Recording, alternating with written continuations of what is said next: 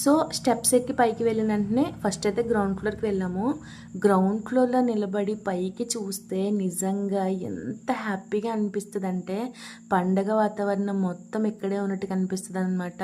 ఎందుకంటే పైకి ఎక్కేవాళ్ళు, కిందకి దిగేవాళ్ళు, అలానే కైట్స్తో డెకరేషన్ కానీ చాలా సూపర్ అనిపిస్తుంది. అలానే మేము ఎస్కలేటర్ అయితే ఎక్కామన్నమాట.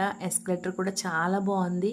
ఎస్కలేటర్ ఎక్కినప్పుడు నా ఫీలింగ్ ఏంటంటే లిటరల్లీ నిజంగా నేను రాజమండ్రిలోనే ఉన్నానా లేకపోతే ఎక్కడికైనా టూర్కి వెళ్ళానా అనిపించింది అనమాట. అంత క్యూట్ అనిపించింది.